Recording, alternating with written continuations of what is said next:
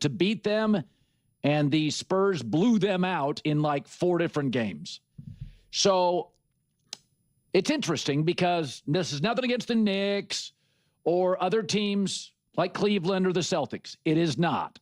But this league has often been defined for years and years, in the 60s by the Celtics and Bill Russell, and then by the Lakers, and then by Tim Duncan. It's going to be defined by San Antonio and Oklahoma City. Now, Oklahoma City and San Antonio did it different ways. Oklahoma City did it with great GMing, not necessarily great draft picks. I mean, their 2 best players were outside of the top 10 in picks.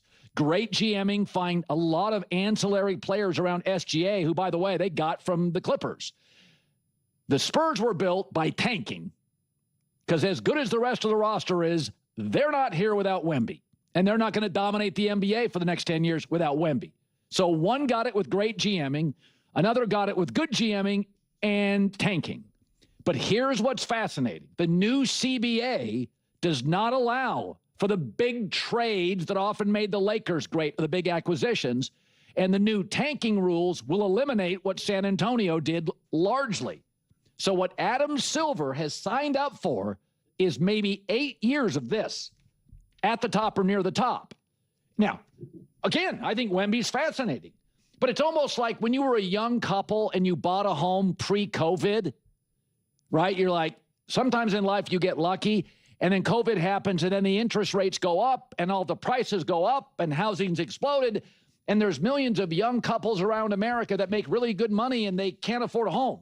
Yeah. All right, let's actually discuss the San Antonio Spurs.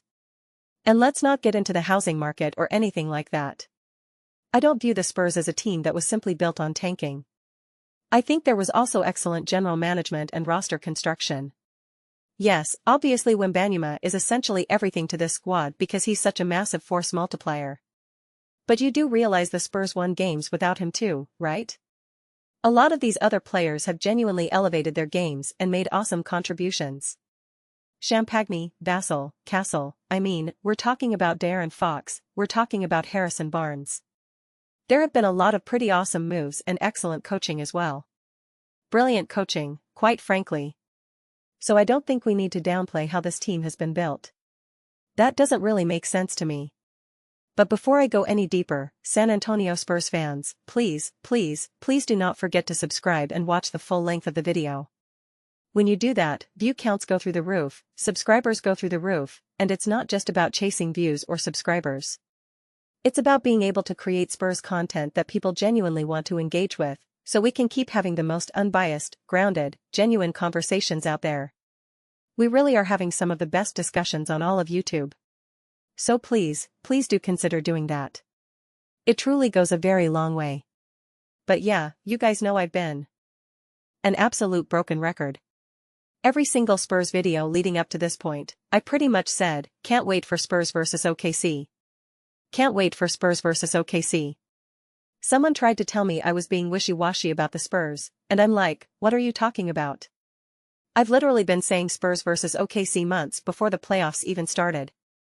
That's what I've been saying. Spurs OKC, over and over. And they're like, well, who do you think is going to win? You have to decide right now. And I'm like, I don't have to do anything.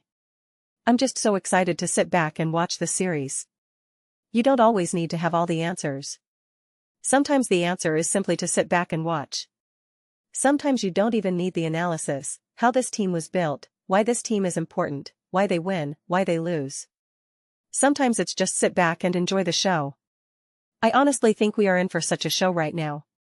How can you not be incredibly excited about what's about to unfold? This is chapter 1 of what is going to be an absolute legendary rivalry. And this is the first time these games truly carry weight. This is legendary. The Spurs are trying to deny OKC's chance to three-peat, whatever. OKC is trying to deny San Antonio from reclaiming their spot as basketball royalty and winning it all. The stakes could not be higher. Especially because, I'm sorry, I just don't respect the Eastern Conference. So to me, you win this series, you win it LL. You win this, you take the whole thing. So I am counting down the minutes, the seconds, the milliseconds until we can get this game going tonight, 8:30 Eastern Time, Western Conference Finals. I mean, the Thunder are 8-0 this postseason, right? San Antonio has handled OKC in the regular season. This is a clash of giants right now. It's going to be so epic, so intense.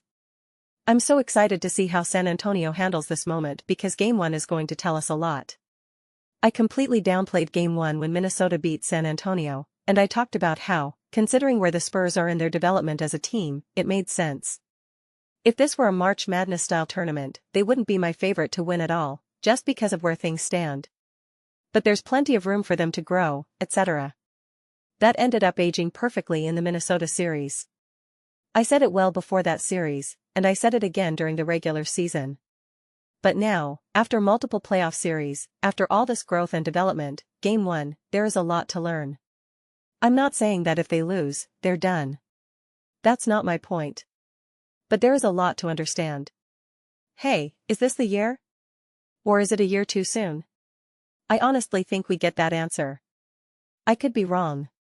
We'll have to see how the game unfolds, but I think we get that answer in just a few hours. But those are just my thoughts. I would absolutely love to hear yours. What do you all think about the San Antonio Spurs potential to take down the Oklahoma City Thunder? Let me know your thoughts in the comments below. I read every single comment. Whether you agree with me or disagree with me, either way, let's get some discussions going, get some fights going, but ultimately let's just have some fun. And please do consider subscribing. We're building an amazing community here, and I would absolutely love to see you be part of it. I want to build something that we all generally feel connected to, something we're really excited to be part of. I think we're well on our way to doing it. Please don't forget to give this video a thumbs up. It really does help with visibility and the algorithm. Thank you so much. See you next time.